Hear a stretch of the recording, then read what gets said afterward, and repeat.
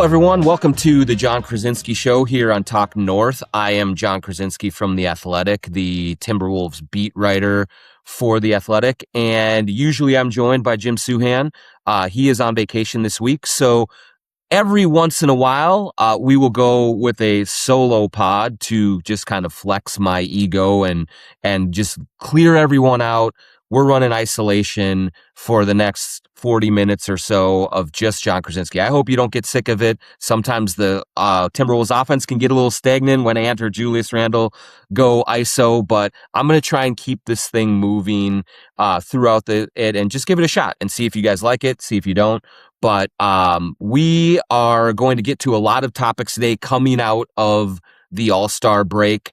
This is going to be a huge stretch for the Timberwolves. They are currently in sixth place in the Western Conference, a virtual tie with the Lakers for fifth, a game and a half out of third with 26 games to go. So we're going to get into a bunch of topics on this show. We're going to talk about Anthony Edwards, All-Star MVP, a lot of things that kind of come out of his emergence in that main event. We're going to look ahead to what kind of changes the Timberwolves might be making coming out of the break. What are going to be some of the points of emphasis that this team is going to kind of really focus on to try and get what has been sort of an up and down season to just level out and be a little bit more consistently good. And so we'll look at a few of those things. And we are also going to go through a little bit of perception and reality about where is this team right now? How good are they? How good can they be? And what are some of the concerns going forward? We'll wrap up the show with a little bit of a mailbag, a group mailbag from a lot of you, a lot of great questions on social media about the Timberwolves and what you guys are looking out for. So we'll try to answer several of those at the end of this show. We are brought to you by Aquarius Home Services, True Vision, Lexus of Wyzetta and Lexus of Maplewood, TSR Injury Law, Royal Credit Union, Princeton's Liquors, and Lamb Chops Clothing Line. And we'll get to all of those sponsors later in the show as well. But I wanted to start this kind of post All-Star break with a show with a little bit of reflection on Anthony Edwards' big weekend in Los Angeles. And to me, it was a very sort of interesting and unexpected performance for Anthony Edwards because I've been at all three of his other All-Star appearances. And one thing that really kind of shined through in those appearances was that, you know what, Ant was like many of the younger players in this league, and really a lot of the older players as well, never really showed any kind of interest in being super competitive in the game itself on Sunday. I think that he, like many players, looked at All-Star Weekend as some sort of just celebration of the game. Kind of you gather, you promote some of the businesses and partnerships that you've built up. You go to some parties, you're hanging out with fans, you're hanging out with some friends on other teams, and you're just having a good time and decompressing after the first 2/3 of the season has gone on. And so, I remember, last year at this time with all of the uproar about how uncompetitive that game was, and talking to Anthony Edwards right at the All-Star game right after that, he was just like, yeah, I don't think that there's any way to kind of breed any competition into this because we're all just out there trying to have fun and no one's really trying to sweat an All-Star game. And I really thought that there was going to be a chance that he didn't even play at all. He'd been dealing with the foot issues kind of off and on throughout a lot of this season, and he did not get the starting nod that he was hoping for. And so I kind of thought, hey, he'd get there, he'd do his appearances, and then he might say like, yeah, I'm going to play just a little bit and get in and get out of here. That is not what happened. And I will tell you, I know the exact moment when things flipped, and Ant talked about this some after winning the MVP. Excuse me. There was a moment in the back halls of Intuit Dome before the Anthony Edwards team and the international team were about to take the floor and play. And Victor Wembanyama is standing with his team right behind Ant's team as they are about to enter into the arena and go through warm-ups and get going. And Victor Wembanyama calls to Anthony Edwards, who's sort of at the end of the line of his team, and basically says, Ant, I'm guarding you. I'm coming after you. And you saw in that video Ant really kind of take a longer look at Victor and really understand that, okay, this guy is serious. And he gave a little nod of his head. And that really did, I think, lock him into a different mindset. And if there is one thing that Anthony Edwards doesn't want to have happen on a basketball court is he does not want to be embarrassed.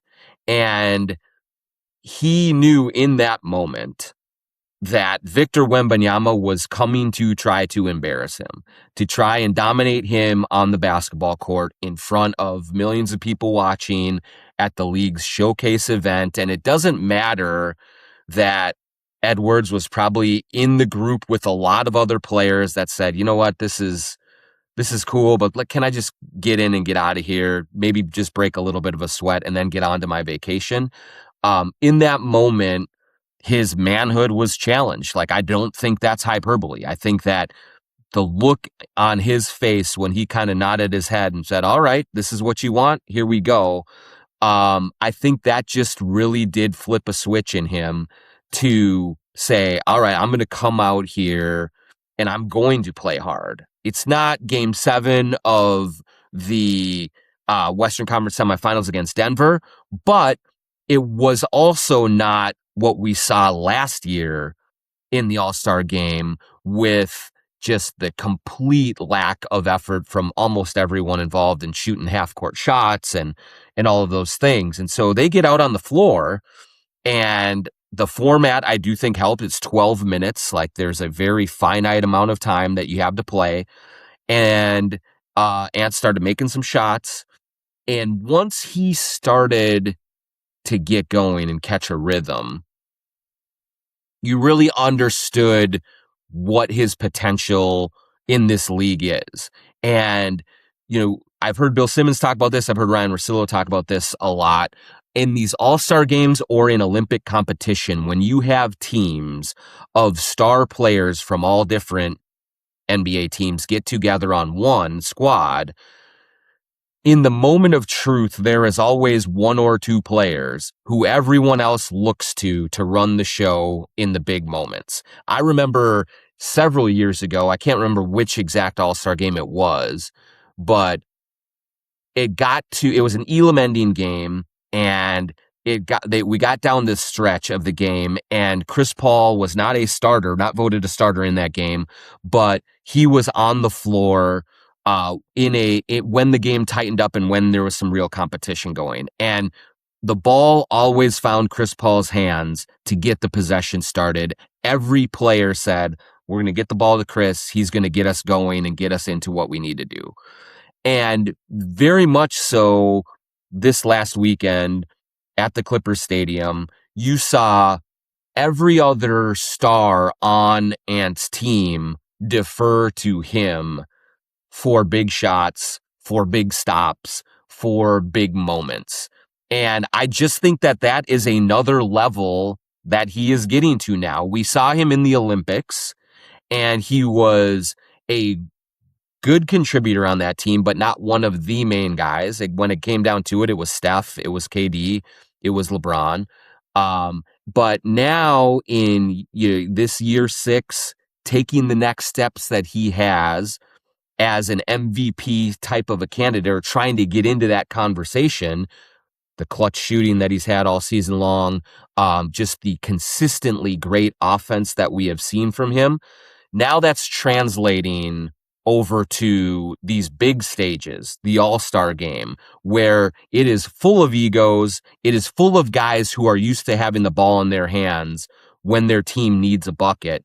And in those moments, in this All-Star game, in all of the games that Ant's team played, it was, let's get the ball to Anthony Edwards and let's let him take us home. And I just think that represents a new level for Anthony Edwards. And I do think that for a player who has said over and over again that he does not want to be the face of the league, that he does, that's Wemby and that's for other people. I think getting that Kobe Bryant trophy, having that in his hands, and then the attention that came from it, the interviews afterward, the social media hits, I think the respect from his peers. You heard LeBron talking about how much he loves Anthony Edwards. I mean, he has really kind of got a universal approval rating among players. No one doesn't like Ant for the most part. And so I think that all of that attention and all of those accolades and all of that accomplishment really does bode well for the Timberwolves going into the final 26 games of this regular season. Because one thing that has plagued this team from the start, and Anthony Edwards has been a part of it, has been this sort of complacency, I think is the right word. I've used laziness before. I think that's unfair. But complacency, I think, is a really good term for this Timberwolves team. You see them play mail-in performances against bad teams. You've seen them kind of give away games that they shouldn't give away. And Anthony is a part of that complacency. He turns off and on the defensive intensity. There have been times offensively where he is settling or not moving the ball the way that he should, and really kind of putting more, almost too much on his shoulders and not playing within the team construct. And that kind of slows things down for the Timberwolves. But now that he comes out of this break with that hardware, with that attention, I think with that sort of wind in his sails of like in the biggest moments of the All-Star game with so many other stars on his team looking to him to make plays, I think that will boost him down the stretch here. I do think that you will see kind of a more locked in Anthony Edwards when this team really needs it. They have to finish strong. They want to get into the top 4 in the West to at least have home court advantage in that first round. And they're going to need Ant to be much more consistent, especially defensively, down the stretch here. And everything that happened at All-Star Weekend can definitely give him that little extra juice that he needs that can lock him in. And he said it kind of walking off of the floor. I think the Timberwolves put it on their social media. He said, now that I have this trophy, I want more. And he's speaking mostly about Larry O'Brien, of course, but I also think he's talking about the NBA MVP. And I think that when you look at kind of Shai Gilgeous-Alexander, Nikola Jokic, are they going to make, the thresholds for games played? And I think if the Timberwolves can push into that top 3 or 4 in the West, he's really going to have a chance to be in that conversation. People want to vote for Anthony Edwards. He's super charismatic. He's this young American star, and he is kind of the fresh one. Nikola Jokic has won a bunch of MVPs. Shai Gilgeous won last year's MVP, and as part of a Thunder team that is very highly favored in the Western Conference, generally speaking, I do think voters do like to zag sometimes and go with a fresher face. And so if the Timberwolves push into the top 3 in the West and Anthony Edwards continues to play at the level offensively that he has for most of this year, and then he gives more defensively, then you're going to hear a lot of conversation about him in that MVP conversation. And I think a lot of that will germinate from the sort of boost that he got in getting that All-Star game MVP award. I remember when Kevin Garnett won the award, and it was a little bit similar in the unexpected nature of it, because we knew that KG was going to play hard in these All-Star games. Like, that happens. He'll play hard in a preseason game. He'll play hard in a pickup game, in North Minneapolis. But I had always kind of perceived Kevin as more of the team first guy who would defer a lot to some of the other stars, let them get their shots. And so he would never really dominate the action enough to get his All-Star game MVP, but he did the 1 year and he deserved it. And he really took control of it, showed all of the talent that he has and the versatility that he has to win that.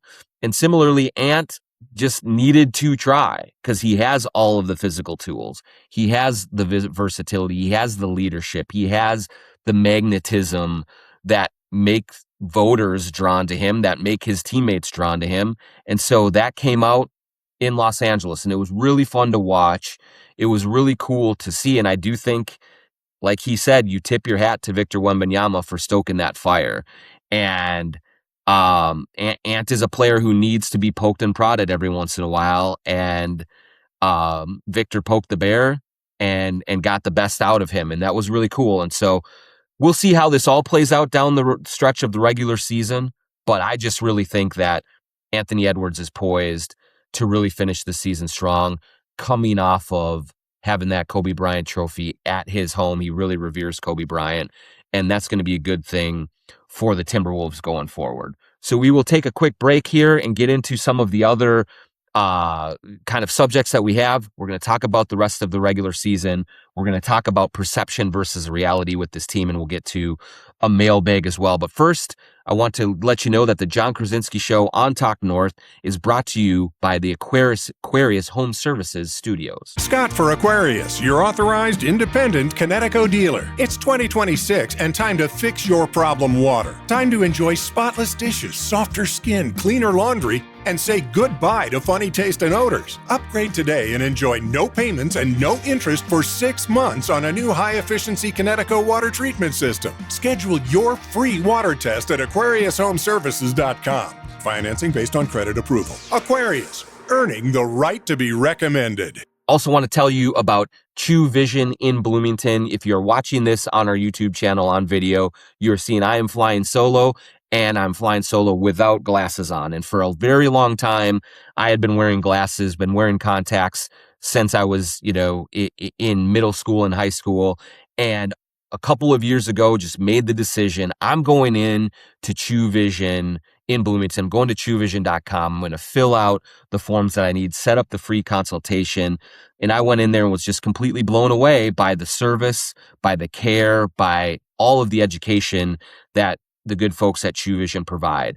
Once I decided to go with LASIK surgery, Dr. Chu was able to guide me through the procedure just wonderfully and get me to the other side where I have been seeing clearly without the hassle of glasses and contacts for almost 2 years now. I had a Wolves fan reach out to me just the other day through social media DMs and said, "Hey, I am looking at LASIK surgery. Can you tell me a little bit about the procedure?"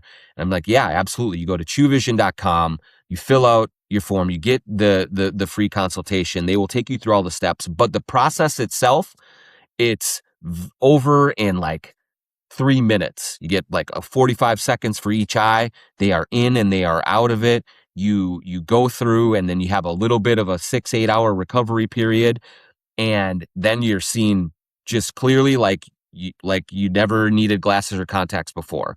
So I highly recommended it to that individual who reached out to me. I highly recommend it to any of you. TrueVision.com, True Vision in Bloomington. I'm also going to tell you about Lexus of Wayzata and Maplewood. If you're in the market for a new luxury vehicle, look no further than our good friend Charlie Swanson at Lexus. Whether you're on the west or the east side of the Twin Cities, they've got you covered with 2 great locations, Lexus of Wayzata and Lexus of Maplewood. Check out the all-new Lexus TX, a spacious SUV with 3 rows of seating and plenty of room for all your gear. Head over to LexusofWayzata.com or LexusofMaplewood.com for details and to find your next ride today. All right, we're back now here on the Jon Krawczynski Show on Talk North. I am Jon Krawczynski, the host of the show. Jim Suhan is on vacation this week, so we are flying solo here. And I wanted to get to kind of setting the expectations here for the final 26-game push going into the playoffs. It is a sprint now. I know that kind of anyone who listens to the show probably understands that the All-Star break is not at the halfway point of the season. We are 2/3 of the way done. And now it is go time. It's time for this Timberwolves team to really lock in, to really be focused. I do think that the break came at a very good time for this group. They were able to win a couple of games going into the break to kind of break out of the funk that they were in. But also, I think that players like Julius Randle, players like Anthony Edwards, Rudy Gobert, a bunch of guys just needed a little time away. Julius Randle in particular had played in every single game, all 56 going into the break. Remember last year, Julius missed a bunch of time with a groin injury in February, and it wasn't until he came back from that injury that he really did click in with this team and really understood what this team needed. And part of it, I think, was that his ability to watch this team from the bench and really understand where he fit in was a big help. But I also do think that he was really fresh-legged down the stretch because he had that time off rehabbing his groin injury. He was not playing 35 minutes a night. And so once he came back, he was really energized to finish out strong. They went 17-4 down the stretch, bulldozed through the first 2 rounds of the playoffs. And a lot of that was on Julius Randle and just sort of the rejuvenated version that they got from him after the injury. He's not going to have multiple weeks off this time.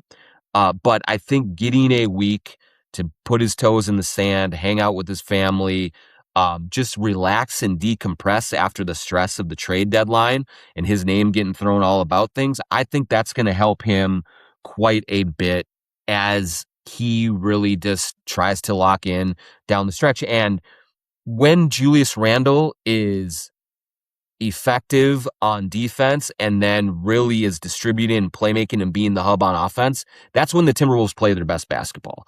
So they have a real opportunity here to get a rested and refreshed Julius Randle going. And I think that would be a big component of a strong kick down the stretch. If he comes back clear-headed, a little bit physically rejuvenated, that is going to be really good things for the Timberwolves.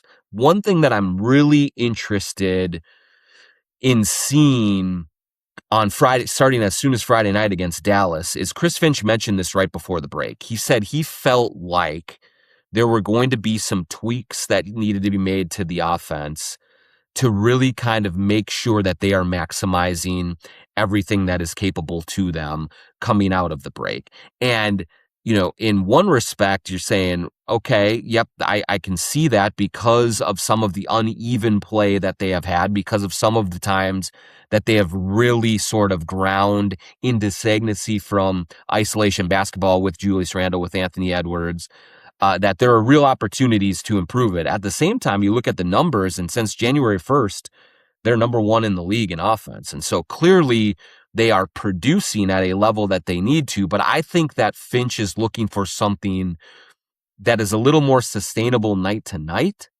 and that can kind of carry into the playoffs. And so he talked a lot about simplifying the offense coming out of the break. And I think one of the things, he hasn't said this specifically, but I do think one of the things that will be a focal point for him is to get a little bit more of the 2-man action with Anthony Edwards and with Julius Randle working together and making that more of a real kind of partnership and less of a my turn, your turn type of a scenario. There were a couple of plays in those last 2 games before the break where Randle and Edwards played off of each other very, very smoothly, and they stood out to me because we have not seen a lot of that for much of this season, and really for much of these first 2 years that they've played together. And so if there is some sort of final sort of step for this offense to take, I really do think it's going to come with a symmetry and a kind of synergy is a better term between Julius Randle and Anthony Edwards. That's running pick and rolls together. That's finding each other in the pocket. That's back cutting and getting things. That's Julius putting his head down, getting to the basket, and Ant relocating for catch and shoot threes. There's so many options that are going to be available for those two that have not really been maximized. And I think if they do make that a featured part of this offense, that I think you're going to see this team become a lot harder to deal with. And you're going to see Jaden McDaniels get more involved off of that. You're going to see Dante DiVincenzo get cleaner looks. You're going to see Rudy Gobert at the rim a little bit more. All of those things are going to kind of come together because Anthony Edwards and Julius Randle are just too talented individually to be stopped as a tandem. And so I think you're going to see some more emphasis on that from Chris Finch. I do think that you may see Rudy Gobert involved in more pick and roll. This team has gone away from the Rudy Mike pick and roll that was such a staple of those first couple of years with the two of them together for good reason. Mike Conley is not as effective anymore in the role of lead ball handler. The floater has really kind of abandoned him. His mid-range game, anything, at the rim or in the paint is a losing venture right now for Mike Conley at this stage. And so if he is not a threat to score with the ball in his hands, then the opponent can really kind of sag off of him and really try to take Rudy Gobert away at the rim. And so that just really limits the effectiveness of that pairing. So I think that Chris Finch can go to Jaden McDaniels with Rudy Gobert. I think Ant and Rudy and Julius and Rudy can all be used. I think Ayo Dosunmu has already shown a little bit more of a willingness to include Rudy in the offense. So all of those things can happen, and it is one of the bread and butter sets in the league. Every team really runs it. And if the Wolves can do that more, you're going to get Rudy Gobert more involved. He is going to be happier and then more engaged on defense. And I do think that it will open up more opportunities around the perimeter for other players. We have seen Rudy start to incorporate the catch off of the roll and then the kick out. If he can do that, you're going to see guys get clean shots, but mostly he needs some touches around the rim. I thought Julius Randle in the final game before the All-Star break really did a good job of finding Rudy on those little mini lobs that get him involved and make it really hard for the defense. And that is something that Julius has not really trusted Rudy with much over this first year and a half they've been together. And if he does not trust Rudy, and if Rudy does not reward that faith by actually completing those plays with dunks and layups at the rim, then the Wolves become just much easier to guard. And so if Chris Finch can maximize the two-man game with Julius Randle and Anthony Edwards and find a way to get Rudy Gobert more involved with more pick and rolls with a bunch of their ball handlers, then I think that you're going to see a more simplified offense from the Timberwolves, but maybe even a more effective one. The last thing that I will watch coming out of the break, obviously, and we'll get to this a little bit more in the mailbag section of this, is how does Chris Finch use that 8th, 9th man in the rotation down the stretch? I do think you're going to see him go to sort of 7.5-ish, like he did last year with Nickeil Alexander-Walker, Dante DiVincenzo, Naz Reid off of the bench. Now I think you're going to see it's going to be Ayo Dosunmu, it's going to be Naz Reid, and then it's going to be probably a mix and match that last spot with Bones Highland sometimes, with Mike Conley sometimes, maybe with Baron J sometimes, depending on the matchup. And how Chris Finch manages that last spot is going to get a lot of scrutiny down the stretch. I think there's a lot of fans that are concerned about Mike Conley coming back and taking some of Bones' minutes. And whether that would be productive for the offense going down the stretch. I don't know what's going to happen with Mike Conley. I do believe that the right thing to do is to give the bulk of those minutes to Bones unless he's really, really struggling. And then Mike Conley can be kind of your safety blanket type of a guard if just Bones does not have it for whatever reason. But I think that Bones has earned the minutes and earned that, whether it's, I don't know if it's going to be 9 minutes, 10 minutes, 12 minutes, as that kind of fourth guard. He's earned that with some of the performances that he's given, with some of the pop that he can bring to the offense. And so Chris Finch is going to probably have to fight kind of human nature on his part to just really lean more on Mike and give Bones every opportunity and make it clear that Bones is not ready for this before you kind of go back to Mike Conley. So that will be, another real element to watch coming out of this break, the simplified offense and what Chris Finch does with Bones Highland, with Mike Conley, with Yohan Berenger, sort of at the very end of that rotation. And so now let's take another quick break, and we will first get a message from Royal Credit Union. At Royal Credit Union, we believe in banking with purpose. That's why we're here for you and your community with people first service, local support, and all the accounts and loans you need to help reach your financial goals. As a not-for-profit cooperative, everything we do benefits the people and communities we serve, because Royal isn't just where you bank, it's where you belong. Experience the Royal Credit Union difference and learn more at rcu.org/royal support. Insured by NCUA. Loans subject to credit approval. Equal credit opportunity. And here is Jim Souhan on our good friends at TSR Injury Law. We also want to thank TSR Injury Law, one of our first sponsors, Steve Terry and the gang over there. If you want a higher level of representation, if you want to get to know the people who get to do all the cool commercials, actually that's too light. The reality is if you call them, you're going to need some serious help, and they will give you serious help. Call 612-TSR-TIME, 612-TSR-TIME. They're the best in the business. That's why they are such a great Minnesota success story. That's why they've gotten to a point where they can go hang out with the Wolves and do commercials. So 612-TSR-TIME is all you need to remember. And now let me tell you a little bit about Princeton's Liquors in Maple Grove. Been telling you about them for years now on this show. Princeton's Liquors has been a part of the Twin Cities community for decades and decades. We love local companies here at Talk North and here at the Jon Krawczynski Show.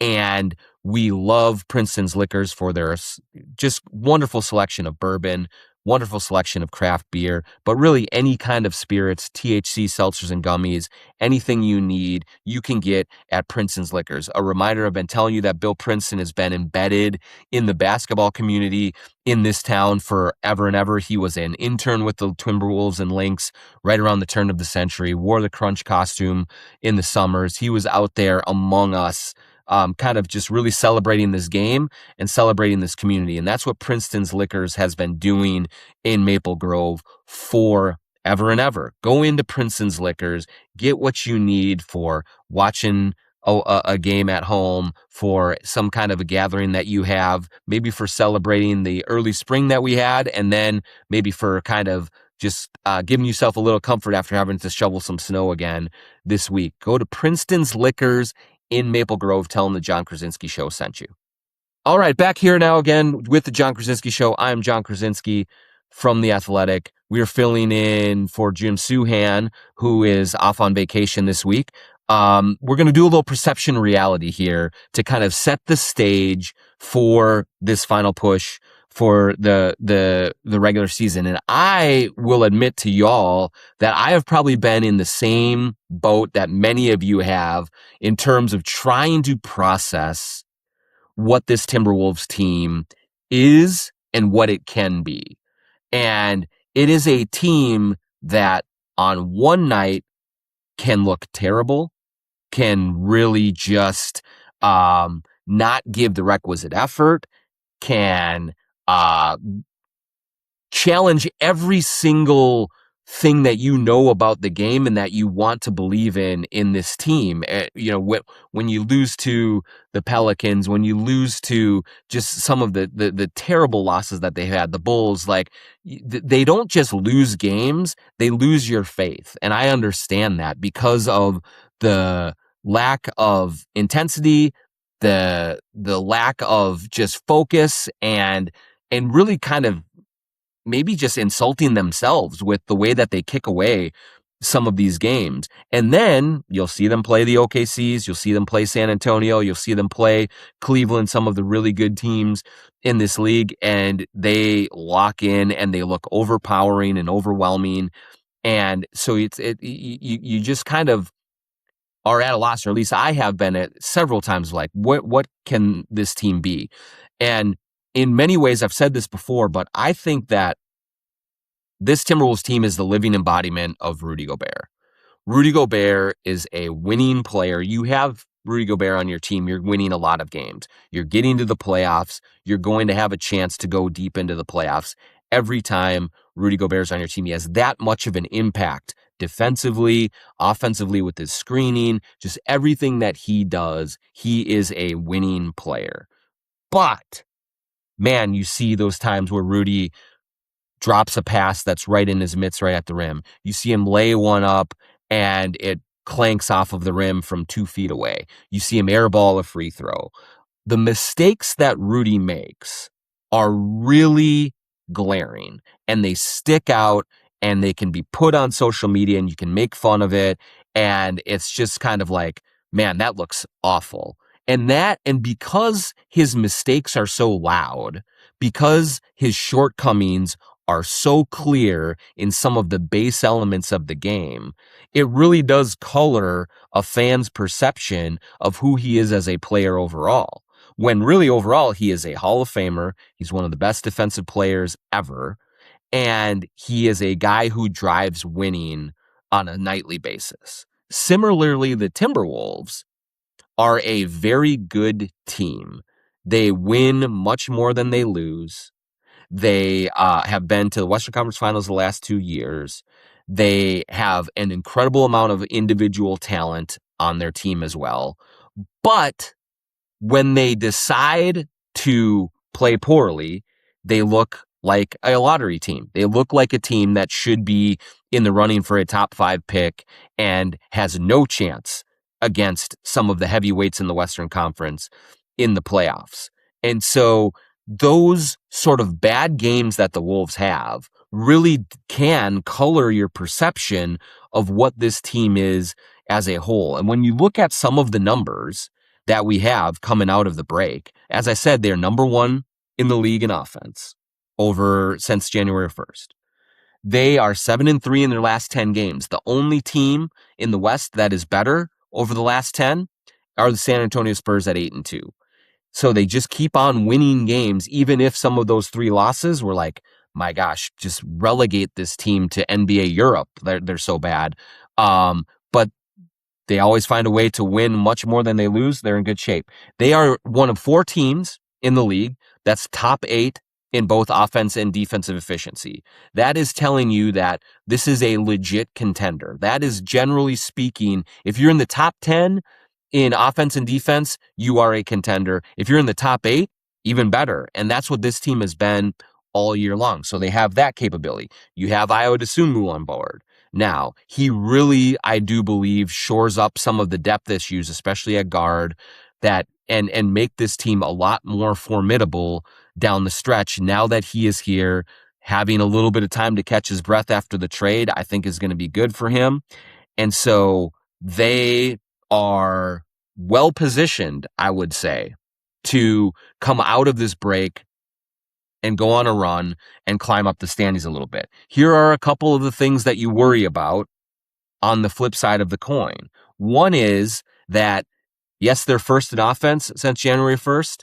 They're also 11th in defense. That's not terrible, but it's certainly not to their standard, and certainly not what it will take for them to win 3 rounds in the playoffs. They are going to have to find a more consistent defensive performance night in and night out than they have all season long, but especially since January 1st, where they've slid out of the top 10 to number 11. Got to tighten that up. They've got to be better there. The second thing that Ryan Russillo pointed this out earlier this week, and I totally agree with him. You know, for as much as I talk about, and we all have looked at how they've performed against OKC, how they've performed against San Antonio, some of the really good teams in the league. They still are only 12-13 against teams over 500 this season. And you look at like Oklahoma City 17-10. I think Houston is 15-9. You would like to see that number improve dramatically down the stretch. I'd like to see them be on the winning side of that ledger, because if we really do believe that this is a team that answers the bell against the best in the West, they're going to have to start doing that more. They're 12-13 is just not a good enough number. And so I think they're going to have plenty of opportunities down the stretch to play really good teams, to show that that they are capable of beating the best teams consistently and not just having a really good night here and there. But 12-13 against teams under 500 is a little bit of a concerning one for me. Overall, I would say I'm very bullish on this team. I think that they have not played up to their capabilities yet, and they are still in really good shape for everything that they've navigated. And so if they can kind of come together collectively, if this break was as needed and as restful as I thought that it needed to be for them, I think they're going to come out playing really, really well. And they'll be able to go on a run. This is typically the time of year that Chris Finch gets his guys locked in, that he figures out his rotations, that everyone kind of comes together, and then they start really building up steam going to the playoffs. So I think this is a team that is going to be poised to go on a run, that is going to get into the top 4. There are, if you listen nationally to a lot of podcasts, Jason Timpf does a great NBA podcast, Tim Legler and Adam Mares. Like, a lot of national folks are really bullish on this team. And so I think it's going to be a really exciting and fun final, second half of the season, not second half, final 26 games. And once they get into the playoffs, I think anything can happen with this group. So really looking forward to that, and really looking forward to just kind of documenting it with you guys the rest of the way. We will finish up now with some mailbag questions, try and get some kind of rapid fire mailbag questions to kind of get what's on your mind going into this kind of final stretch of the season. The mailbag is brought to you by SG Lamb Chops, Shepherd Goods and Lamb Chops Clothing. Go to sglambchops.com for all of the best casual wear that you can find. Sweatpants, hoodies, t-shirts, hats, pants, everything that you need is at Lamb Chops Clothing, sglambchops.com. Use the promo code JONK20 for 20% off anything that you get at Lamb Chops. And if you follow Lamb Chops on social media, you have seen a new collaboration that they have with Jalen Clark and the Timberwolves. They have a new Timberwolves line. It is going to be available at Target Center and at Target Center only. So if you're a Timberwolves fan, you're going to games, I'm sure there will be an announcement on an exact day of when it's available, but watch out, because it is some sweet Timberwolves gear that Lamb Chops has. Jalen Clark is modeling it on social media, so go check out their social media place on Twitter, on Instagram, and you will see it. It is sweet stuff, and so you'll want to get there for the games where they have it. You want to be able to grab it as quick as you can. Go to sglambchops.com for more information. Use the promo code JONK20 for 20% off anything that you get at Lamb Chops. Okay, so let's hit a few rapid fire questions here on the Jon Krawczynski Show here on Talk North. From Wiley Coyote, do you see Finch returning Conley to his previous role, splitting backup point guard minutes with Bones, or has Bones earned these and Mike's is on the fringes of the rotation? As I said, I think it's going to be one to watch. We are going to be, we're recording this on Thursday morning. Chris Finch will be speaking Thursday afternoon at practice. We'll get a little bit more of an idea, but oftentimes with Chris Finch, he can say the right things and what he wants and what he envisions. And then when push comes to shove in games, he can often do things differently. I kind of think back to how often or the several times that he said Rob Dillingham played well enough to earn more rotation minutes, and then those minutes would fizzle. Johan Berenger, he said he wants to be a regular part of the rotation. That has not happened yet. These are very difficult things to expand your rotation to 9 or 10 guys and give people enough minutes to play. But I would imagine that Chris Finch is going to use Mike Conley at big moments down the stretch here, and it's probably going to make Timberwolves fans pull their hair out.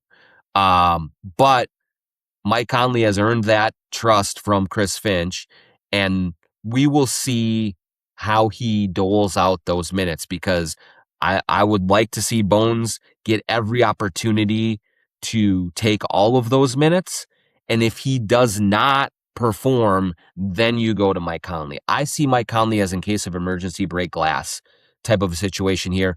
I would tend to believe that Chris Finch actually does see him as a bigger part of what he wants to do on a more regular basis. We'll see how that all plays out, but it is going to be a big thing to watch down the stretch here. From Chelio, how likely do you think it is that the Wolves trade one of the rotation bigs this offseason? Seems like a bit of an inflection point, given Johan should probably be in the rotation next season. Rudy and Julius will also be quasi-expiring with their player options after next season. It will be something to watch very closely. I do think that the organization wants to open up a pathway for Johan Berenger to play.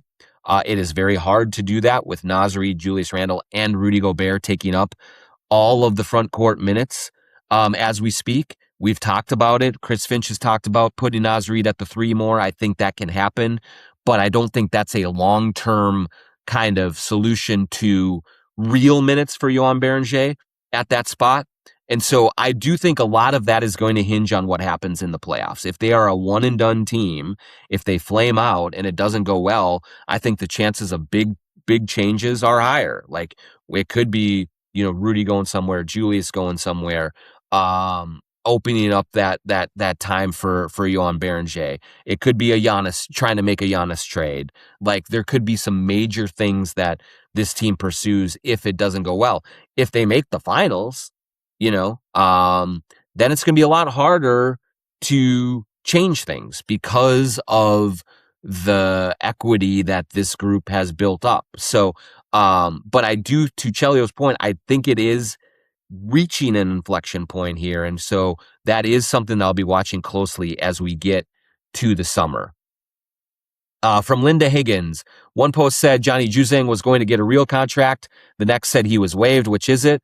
My post said he was waived. He's waived. I think that the post that said he was getting a contract might have been a fake one.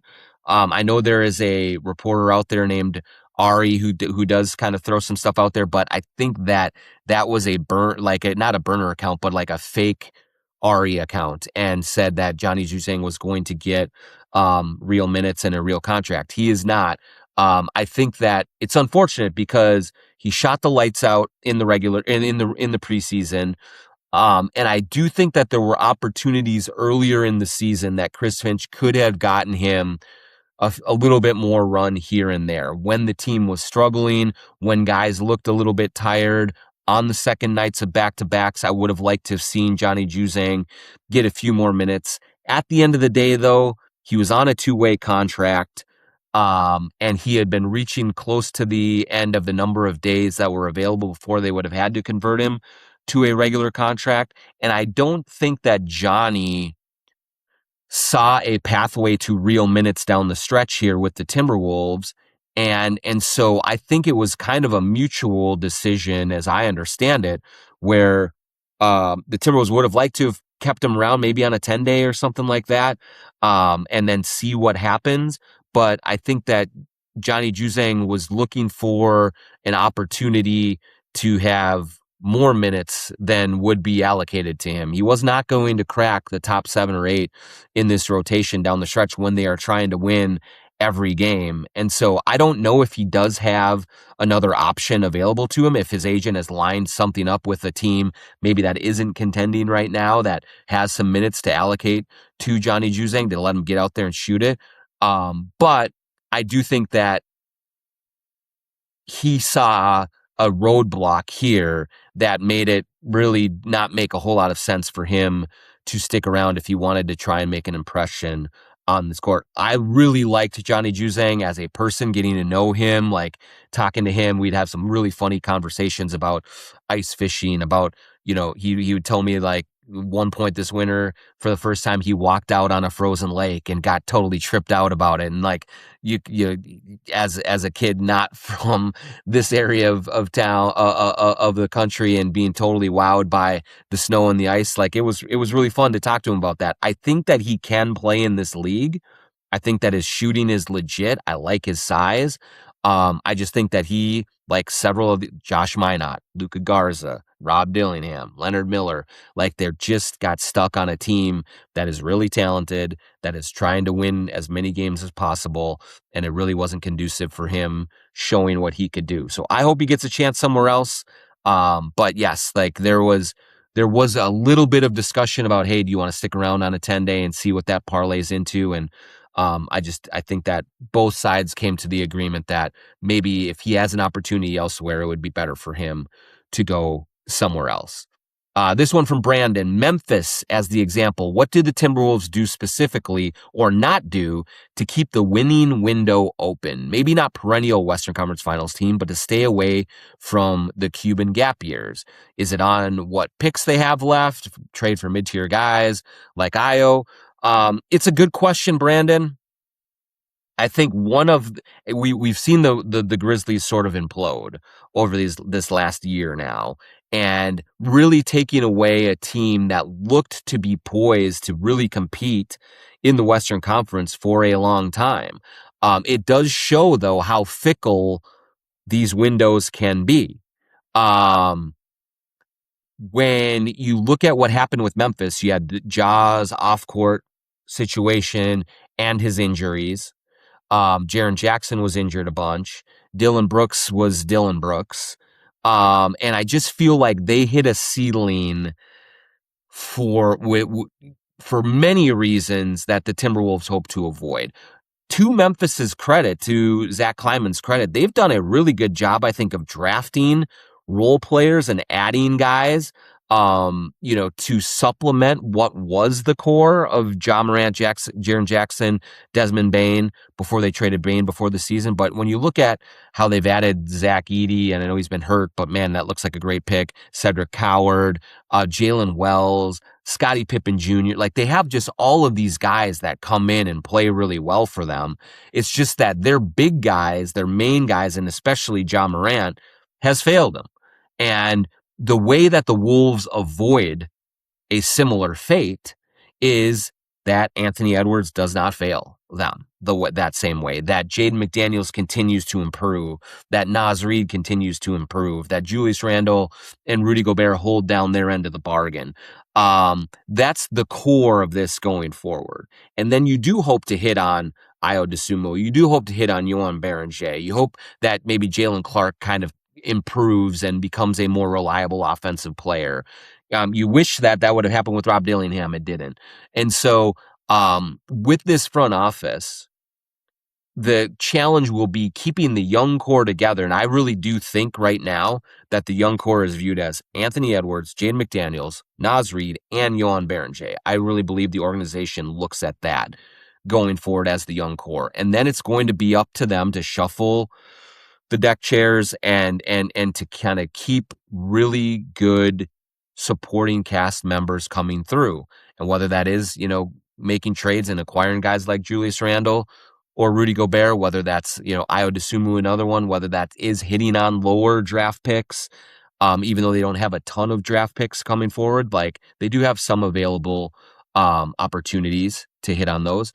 The bottom line is that they have to keep this core together and keep them healthy and keep them focused. And I think that Memphis's core failed to check a lot of those boxes, and that's why they are now kind of resetting and rebuilding again, and did not kind of realize the promise that they believed they had.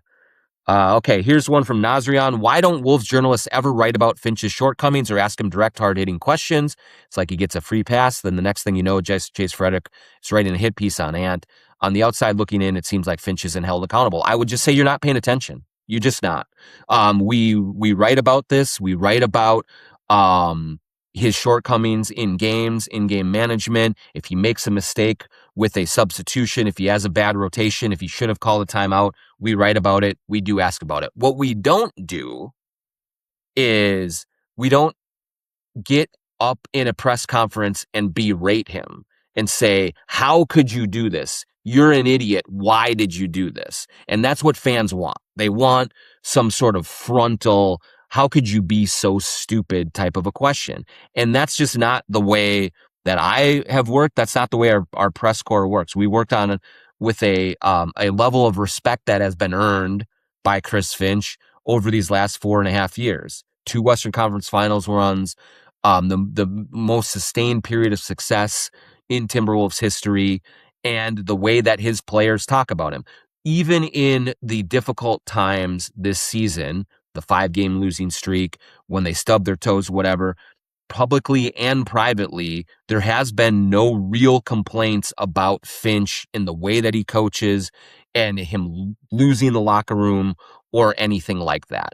But we do ask questions. We just do it in a respectful manner. Similarly, when players do mess up, when Anthony Edwards messes up, that was not a hit piece by Jace Frederick. That was a sober analysis of where his game was at that point in the season. But anytime a player does mess up, makes a mistake, misses a shot, has a turnover, doesn't play defense the right way, we ask them about it in the post-game press conferences. But we do it in a respectful manner. We don't say, Ant, why are you so lazy on defense? Why don't you close out? Hey, Julius Randle, what were you thinking on this turnover that you made? Like, it's not that way for us because these players deserve to be spoken to as adults, and they deserve to be questioned. They deserve scrutiny. The coaches do as well. They deserve questions and they deserve scrutiny. But I just don't see how yelling at them or how being disrespectful to them is going to yield informative answers to questions that fans deserve answers to. We ask all of the questions that you want.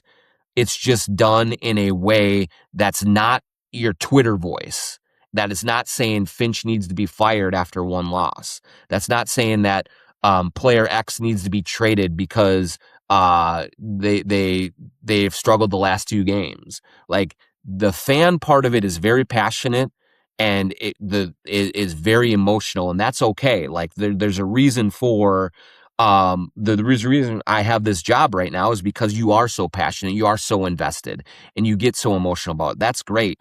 But in those moments after games, it's my job to find the answers to what went wrong or what went right and provide them to you. And the way that I get those answers is by having real conversations and having respectful dialogue with everyone involved because they've earned that respect. So that's how it is. But if you think that we as a press corps have not written about Chris Finch shortcomings, have not asked him about the errors and the mistakes that he's made in these press conferences, you're just wrong. You just are not paying attention to it.